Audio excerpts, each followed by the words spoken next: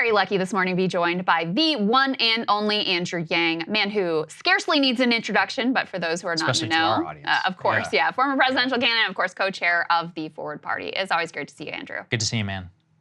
It's great to be here. Wish it was under different circumstances. I take it we're going to be debriefing the Trump landslide. Yeah, well, I mean, you're one of those people who's in a position to say, hey, I told you so, because you got behind Dean Phillips, who was out there saying, listen, guys, Biden is too old. Like, it doesn't have to be me. Just do something other than Joe Biden. How critical do you think it was that Biden stayed in the race for as long as he did? Joe Biden essentially delivered the White House back to Donald Trump by not getting out of the way in January, and full credit to Dean for risking his career. The Dems, in true Demi fashion, decided to malign him, primary him, get him out of the picture because they were more offended that someone was actually cutting the line than making the right case for the country. He was correct then. Joe Biden ends up dropping out less than 6 months later. And it was a train wreck. If they'd had a primary in January, you could have seen a very, very competitive ticket emerge. Let's call it Josh Shapiro and Gretchen Whitmer. You then have two of the three crucial swing states probably in your column. You win Wisconsin and you win the whole thing, but we'll never know because instead it was Joe all the way. And if you can sense some emotion in my voice, we should all be ticked off, particularly Dean Phillips, because Dean Phillips was right all along. Can I ask you just a little bit more about that, Andrew? Because, you know, there's been reporting that came out after Biden had that disastrous debate that was like, yeah, donors had seen this was really not good. He had some meeting with congressional leaders like a long time ago where he couldn't finish his sentences. Nancy Pelosi had to jump in. And then they just stopped having those meetings altogether. So this had all happened before Dean jumped in and was saying, guys, come on, I'm pulling the alarm bell. Like, you have to do something. So I just want to know behind the scenes, like, what was going on? Were they in denial? They just thought that they could cover it up? What was the thought process behind the scenes, to the best of your knowledge?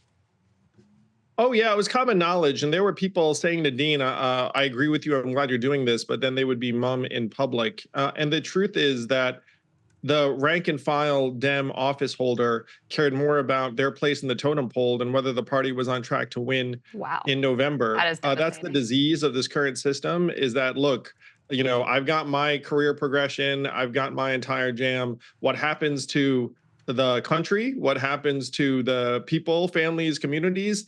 A distant secondary or tertiary consideration.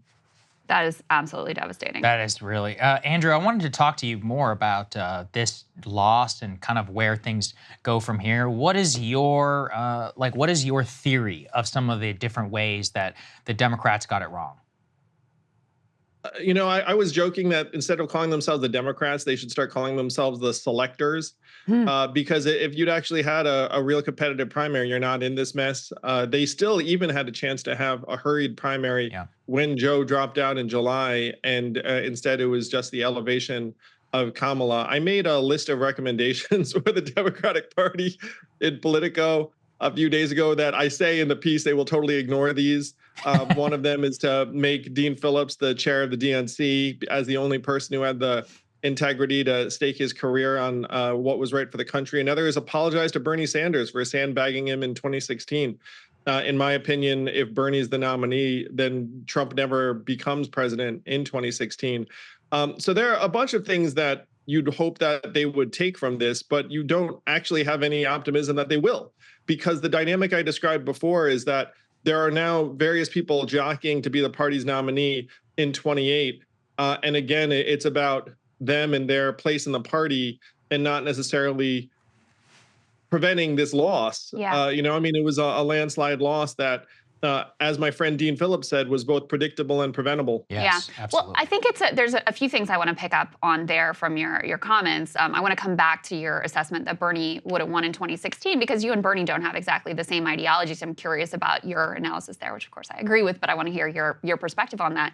But the one thing I wanted to ask you about first is, you know, it's also a real indictment of Gretchen Whitmer, Gavin Newsom, these people who, you know, could have jumped into a Democratic primary and really forced the issue. And yeah, it would have been tough and people would have been mad at them and whatever.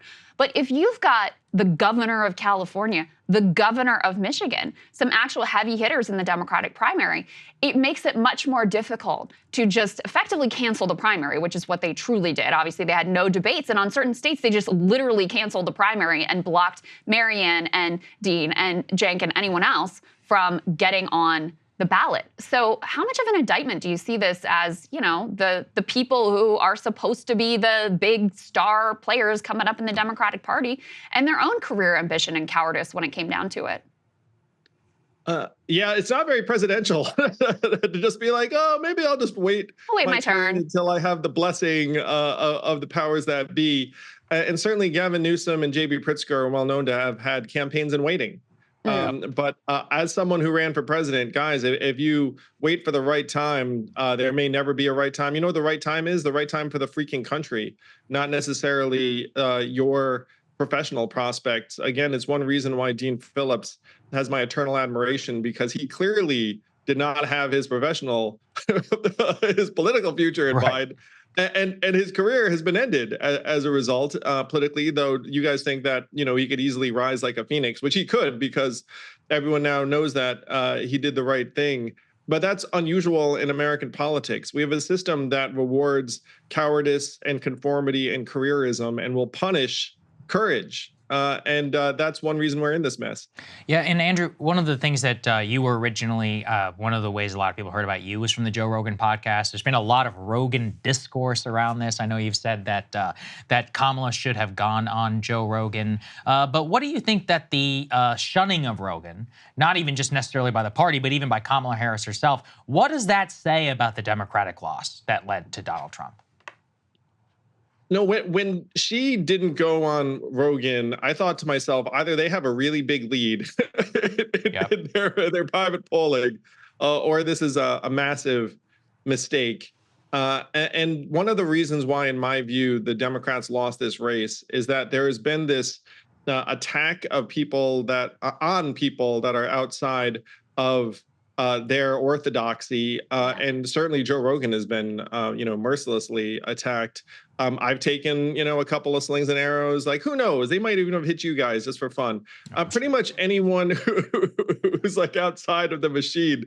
And it turns out that most of us are outside of the machine. Yeah. But that doesn't mean that, to me, Joe Rogan would have been completely fair and inquisitive and open-minded if Kamala and Tim Walz had come on. It would have been a massive boost for their campaign. And the fact that they didn't come on, to me, again, speaks to the careerism and the risk aversion. It's like you look at it and you think objectively, okay, if we're trying to win, you should do this, but let's not make any mistakes. Don't want anyone to look bad. That's a great way to lose. Yeah, although, to be honest with you, the more devastating point is that they may have actually made the right decision, because I'm not sure that she does hold up well over the course of a 2-3 hour conversation. When she had her weakest moments was actually when she was being asked just to talk about herself, like, hey, who are you? What are your values? It was like, oh, I didn't study for this one. So I'm not sure they actually made the wrong choice. That's why you have a primary. Bingo. That's the real core of the problem. So true. But just to get back, lastly to your analysis that you think Bernie would have defeated Trump in 2016, the DNC shouldn't have moved heaven and earth to block him from ascending to the Democratic nomination. I've my analysis of why that could be the case, and of course we'll never know for sure. But I am curious your thought process that leads you to that analysis. One of the interesting things about having been a candidate in this context, Krystal, is there are times when a person and a campaign meets the moment, and Bernie was the person of the moment in 2016. He just had a ton of popular energy. I donated to him, I heard him speak and I was like, oh my gosh, like this guy's spot on. Like I can't not donate. so I donated to Bernie's campaign in 2016. He just had the will of the people behind him, and standing against him was the Clinton machine. And by the way, you think about the 2016 primary, it's like, why was it just Bernie and Hillary? It was because the word went out among the Dems. That's right. If you run against Hillary, we're going to shiv you. It's a career ender. You run against Joe, it's a career ender. We're going to shiv you. So So Bernie was the only person, again, with the courage and patriotism and principle and said, hang it, you guys can't intimidate me out of this. I'm going to run. And he had the will of the people. That's And such a then great point. if you'd had him become the Democratic nominee, in my opinion, but by the way, there are a lot of folks who migrated from Bernie to Trump over the last number of years. Right. Yes, quite a few. In large part because the energy is like, look, you're not an establishment tool. I'm into it. By the way, like there were a bunch of Trumpers who supported me because everyone knows you would never send the magical Asian man from the future if you were like, of the machine. It's like pretty much if you're not of the machine, like we'll take a look at you if you're a rank and file working class voter in this country. And Bernie had that. Yeah, I remember So doing true. monologues at the time about how much crossover support that you had amongst Trump support. If I remember, it might have been like 40% at one point. So as somebody who actually was able to get some Trump support, and clearly that didn't work out so well for the Democrats this time, at a structural level, not just with Dean, with the DNC, the consultants and all of that, what do you think should happen? They should be clean house and we should elect new leaders? Is it a primary process or is it even deeper? You've talked about third parties.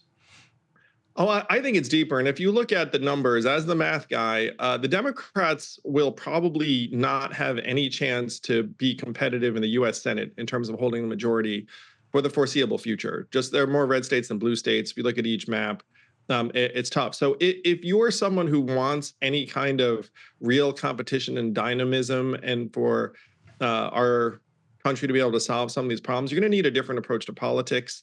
You had someone like Dan Osborne, who I hope you guys had on. Oh, we did. So Dan Osborne we did. Yeah. put deep red Nebraska in play and ran 14 points ahead of Kamala in the state. Evan McMullin did something similar in Utah. The fact is, there are many, many races around the country where people will not vote for either the Democrat or the Republican. And so you need a different approach. And that's what the Forward Party is making happen by backing independents and reform-minded people in each party. But like this blue-red thing ends in acrimony, tears, problems not being solved, et cetera. And that's the math. Well, I love the idea of you getting behind future like Dan Osborne style candidates, because even though he came up a little short, I mean, to put Nebraska in that's play. right. He forced McConnell to spend millions. That's right. He actually may have ended up saving Jackie Rosen, for example, because that forced Republicans to have to take that race seriously and come in with a bunch of cash, et cetera. So I think that's a really exciting and interesting model for the future. Andrew, just tell people, where they can follow your work and your analysis. Sure. If you can just go to Andrew Yang on most social media platforms, or you can go to forwardparty.com and see what we're doing. We had 25 office holders win. We are the biggest third party in the country by resources, which I wish was saying more than it actually is. But hey, we passed the Greens, the Libertarians. There you go. And we actually do have some really estimable people coming our way because everyone's fed up. Like this system's not going to work. You need a viable third party, and we're building it. Yeah, I mean, another big disappointment for me on Election Day was a bunch of the ranked choice voting ballot initiatives failed, which I think is really unfortunate because I do think that's a key way to help to build, strength outside of the two-party system. But we'll have you back to talk about all of that and the path forward there as well. Andrew, always great to see you. Good to see you, man. Thanks, guys. Great being here. Yeah, our pleasure. Hey, if you like that video, hit the like button or leave a comment below. It really helps get the show to more people. And if you'd like to get the full show ad-free and in your inbox every morning, you can sign up at breakingpoints.com. That's right. Get the full show, help support the future of independent media at breakingpoints.com.